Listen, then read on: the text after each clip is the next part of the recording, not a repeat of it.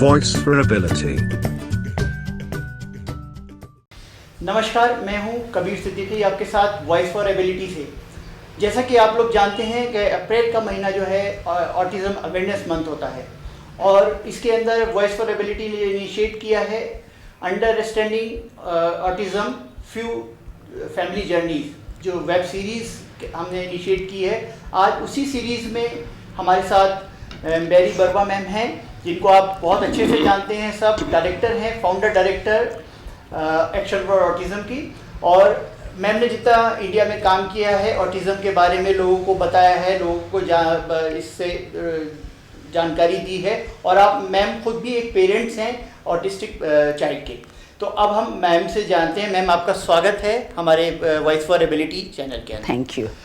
Ma'am, जैसे आप जानती हैं कि अप्रैल का महीना ऑटिज़म अवेयरनेस मंथ होता है, लेकिन मेरा एक ये मानना है, क्यों अप्रैल में ही हम ऑटिज़म की बात करते हैं, क्यों ना हम पूरे साल ऑटिज़म की या और डिसेबिलिटी की बात करते हैं। जब आप इंडिया में आपने ऑटिज़म का काम शुरू किया था तो लोगों को ये वही मालूम नहीं था कि ऑटिज़म होता क्या है। तो आपने उसको इंट्रोड्यूस किया, यहाँ पे हमें बताया ऑटिज़म के बारे में। तो आज हम उसी बात को शेयर करेंगे कि आपका प्रोफेशनल एक्सपीरियंस क्या था और आप एक पेरेंट्स होते हुए ऑटिस्टिक बच्चे की, आप जो पेरेंट्स हैं, जो आपका क्या एक्सपीरियंस है उसके बारे में बात करेंगे। Thank you. सो एक तो आप पहले जो बोले कि ये हम खाली अप्रैल में क्यों होगा, एक्चुअली ऑटिज़म अवेयरनेस तो राउंड द ईयर का बात है, ये खाली अप्रैल का नहीं है। बट आई थिंक एक मंथ जब हम या एक डे जब हम डेजिग्नेट कर देते हैं तो लोग कॉन्शियसली कोशिश करते हैं कि उस टाइम के लिए कुछ करें। सो उसमें एक थोड़ा सा लाइक एक्साइटमेंट हो जाता है और लोग कुछ और ज़्यादा कर लेते हैं जो शायद वैसे नहीं करते थे। तो I think that is the main thing. और आप जैसे बोले कि हम जब स्टार्ट किए थे ऑलमोस्ट 30 years बैक, यस, उस टाइम में इंडिया में ऑटिज़म के बारे जानकारी नहीं था। एक्चुअली इंटरनेशनली भी बहुत कम हो रहा था anything on autism. And so basically एक था अ वॉइड ऑफ इंफॉर्मेशन जिसको बोलते हैं। And that was my experience जब मेरा बेटा का डायग्नोसिस हुआ था 38 years ago, 38 नहीं 35 years ago।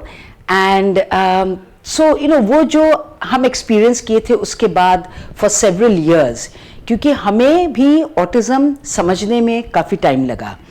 शुरू में जब डायग्नोसिस हुआ था तब हम डिसेबिलिटी समझते थे, मगर ऑटिज़म क्या है नहीं समझते थे। एंड जो उन टाइम के प्रोफेशनल्स थे उनसे जब बात करते थे, उनका समझ था कि ऑटिज़म एक मेंटल रिटार्डेशन है, राइट? मगर ये दो एब्सोल्युटली अलग अलग डिसेबिलिटीज़ है, राइट? जिसका इंटेलेक्चुअल इम्पेयरमेंट है उसके साथ एक तरीके का काम करना ज़रूरत है, जिसका ऑटिज़म है उसके लिए दूसरा तरीके का। मगर वो कन्फ्यूजन था तो दोनों को एक ही टाइप के, इट्स लाइक जो people who are blind and people who have visual hearing impairment, दोनों के साथ डूइंग एक same kind of work is not going to help. थोड़ा सा वैसा बात था। मगर वो हमें समझने में दैट ऑटिज़म इंटेलेक्चुअल डिसेबिलिटी से कम्प्लीटली डिस्क्रीट एक कंडीशन है, हमें भी समझने में काफ़ी टाइम लगा था। किताबें उतना नहीं थी, ट्रेनिंग्स भी नहीं था कुछ। But as I began to understand I realised कि कुछ करना बहुत ज़रूरी है। एंड उससे बड़ा जो एक मेरा इम्पेटस था कि लैक ऑफ इंफॉर्मेशन के वजह से व्हाट आई फेस्ड वाज, जो हम बोले एक void of information. I did not have too much of मेरे साथ ऐसा क्यों हुआ है, मेरा वो वाला नहीं था।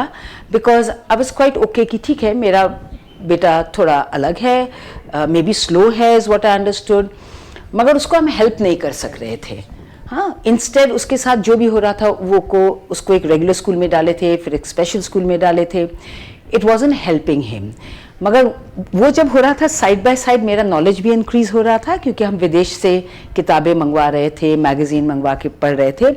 And then when I realised कि my son can learn and he can progress, तो हमारा जो वो एक पीरियड गया था of blackness and nothingness, that is not fair to any individual with autism और देयर फैमिली। तो हम नहीं चाहते थे कि बाकी फैमिलीज भी ऐसा सिचुएशन से, या so that was the main reason why I started what I did. But of course autism is a very complex condition. हाँ, खाली किताब पढ़ के यू रियली डोंट, जो knowledge, you sound very knowledgeable, लोग बहुत इम्प्रेस्ड हो जाते हैं जिन लोग खाली थियोरेटिकल पर्सपेक्टिव से बोलते हैं, मगर आप ऑन द ग्राउंड जब काम करेंगे it doesn't really help. And even after reading the books and even after having a son with autism, हमें ऑटिज्म समझने में took me a long time. And the reality is हम अभी भी सीख रहे हैं, हम अभी भी ऑटिज्म को पूरा तरीके से नहीं जानते हैं, राइट? और हमारा समझ भी ज़्यादा से ज़्यादा आना शुरू किया from persons with autism, right? There are many individuals with autism जिन्होंने किताबें लिखे हैं, जो अपने बारे, अभी तो इंटरनेट हो गया है, मेरे टाइम में इंटरनेट नहीं था, राइट? तो इंटरनेट हो गया है, तो इंटरनेट में जो बात करते हैं, so those are some of the best learnings. And I know that काफ़ी academic areas में उसको ज़्यादा value नहीं दिया जाता, which is very unfortunate. बहुत सारे academic circles में belief होता है हम professionals का कि हम ज़्यादा जानते हैं. Nobody can know about blindness the way somebody who's blind does. Nobody can know about autism the way a person with autism does. और जब तक ना हम वो अंडरस्टैंडिंग को अपना कर सकते हैं और उससे सीखने का कोशिश कर सकते हैं, we really cannot help them. Ma'am, जैसे अभी कुछ जो हमारे शहर वाले सिटीज़ में हैं, अर्बन एरियाज़ में हमारे पास में रिसोर्स भी हैं, लो स्कूल्स भी हैं, इंक्लूजन भी हो रहा है, लेकिन अभी जो आपका रूरल एरिया है वहाँ पे अभी तक नहीं पहुँच पाया है. उसके अंदर हम किस तरह से पहुँचा सकते हैं, कैसे हम एक अपना नेटवर्क बना सकते हैं लोगों तक पहुँचना कि ऑटिज्म क्या है और डिसेबिलिटीज़ क्या हैं? सी, एक तो है कि हाँ अवेयरनेस बढ़ा है, सर्विसेज बढ़ गया है सिटीज़ में, मगर अभी भी सिटीज़ में सर्विसेज उतना नहीं है, उतना अच्छा भी नहीं है. हम इंक्लूजन के बारे में बात कर रहे हैं, RTE है, but the reality is school में ऑटिस्टिक बच्चे जाते हैं मगर वहाँ सीखते हैं क्या? That is the big question. Because सीखते हैं तो आफ्टर क्लास 6 और 7 उन लोग को बाहर चले जाने का ज़रूरत नहीं होता, वो सीखते नहीं हैं, वो जस्ट एक जोग्राफिकल एरिया में बैठे रहते हैं, बट एक्चुअल लर्निंग नहीं होता है. So it is not correct कि सिटीज़ में ज़्यादा है. द अदर थिंग इज़ कि सिटीज़ में भी most services are very expensive, right? And of course you have to charge क्योंकि आपके लोग को पे करना है, मगर most city services में जो पे नहीं कर पाएंगे उसके लिए कुछ है नहीं. तो if you are poor and if you're in a city, you're in the same situation, right? कोई फ़र्क नहीं होता है. The other thing is that rural areas में yes हमें ले जाना ज़रूरत है, मगर first जैसे कि like I give this example, medical education पहले शहर में एस्टैब्लिश हुआ, then you can take it out. हम यदि बोलते थे कि पहले वहाँ पर करें फिर यहाँ आएगा, it would not have progress the way. So पहले we have to strengthen what is in the cities, that's one. Number 2, yes rural areas में थोड़ा जा रहा है, मोस्टली थ्रू पेरेंट्स जो अपने आप को ट्रेनिंग कर रहे हैं, करके जा रहे हैं. बट एक चीज़ जो हमको ध्यान रखना है कि आप देखे हैं अभी ऑटिज्म का बहुत डायग्नोसिस हो रहा है, बहुत इंक्रीज हो रहा है, एंड आप देखेंगे कि वो इंक्रीज सिटीज़ में ज़्यादा है. ये नहीं कि रूरल एरियाज में है नहीं, ये है कि रूरल एरियाज में हमारा जो सोशल फैब्रिक है वो अभी भी हमारे शहर में पहले बहुत साल पहले वैसे था, जो काफ़ी ऐसे लोगों को एब्जॉर्ब कर लेता था, जो अभी भी रूरल एरियाज में थोड़ा बहुत है. So if there is a individual with autism जिसका बहुत सेंसरी चैलेंजेस है, बहुत लाइक क्या बोले एंग्जाइटी लेवल्स हाई होता है, ये सब होता है, तब उसको हम जिसको बोलते हैं हाइपर एक्टिव समझा जाता है, तब फैमिलीज में बहुत मुश्किल होता है. But if the child is physically बहुत ज़्यादा एक्टिव नहीं होता है, काफ़ी इंक्लूडेड हो जाता है. हाँ, दे गो इन टू द फील्ड्स, गाय भैंस को देखता है, they help along side their parents. Today I saw a young girl, वो शहर में रहती है, And I was thinking this same thought कि if she was living in a village or if she were living 40 years before now, she would have been completely included in the family. मगर अभी सब nuclear families हो गया है, so the challenges बढ़ गया है. So जॉइंट फैमिली का भी चैलेंजेस होता है, मगर उसका कुछ पॉजिटिव चीज़ें भी है.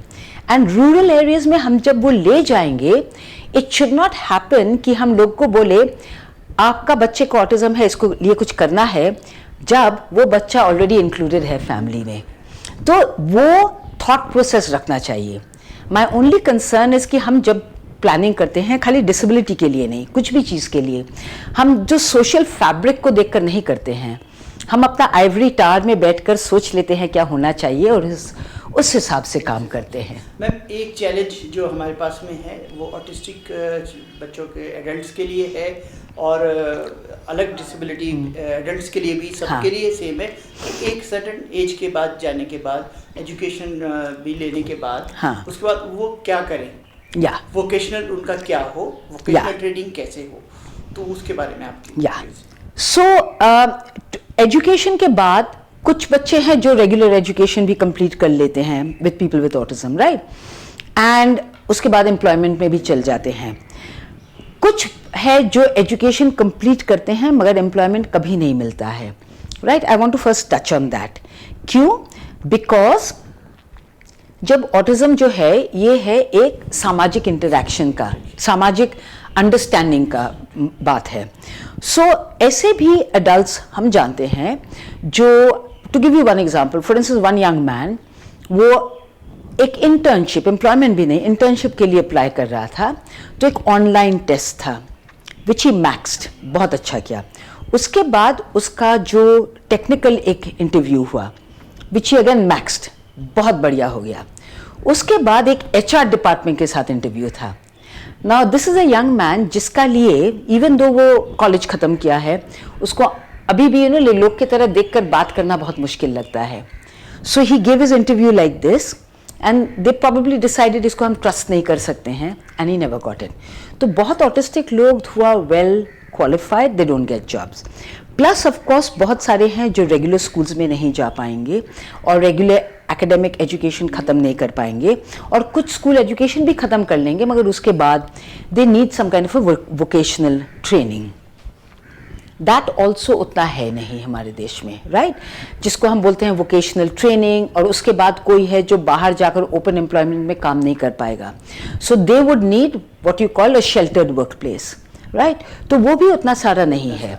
खाली ऑटिज्म नहीं, इंटेलेक्चुअल इम्पेयर्ड के लिए भी नहीं है, राइट. आई नो बहुत पीपल हु आर डेफ जिसको एम्प्लॉयमेंट नहीं मिल रहा है. So there is a shortage of employment. Ma'am, जो पेरेंट्स हैं, पर्सन विद डिसेबिलिटी हो या पर्सन विद आपका ऑटिज्म हो, उनको किस तरह से रिएक्ट करना चाहिए अपने बच्चों के लिए, अपने बच्चों के लिए इसमें काम करने के लिए? आपके व्यूज़ सबके लिए एक मैसेज के तौर पे हम आज के दिन के लिए, जब हम ऑटिस्टिक लोगों के साथ काम करें. ओके, सो जब उनके साथ काम करते हैं, सबसे बड़ा चीज़, लाइक अभी वर्ल्ड ऑटिज्म अवेयरनेस डे बोलता है, तो we rather call it world autism acceptance day, because acceptance is the biggest thing. So हम जब उनके साथ काम करेंगे, the most important thing is to not look at them as flawed human beings, right, to not look at them as lacking, right, because the minute हम सोचते हैं कि इसमें कमी है, तो वो will be forefront in my mind, और हम उसको always कमी के perspective से देखेंगे.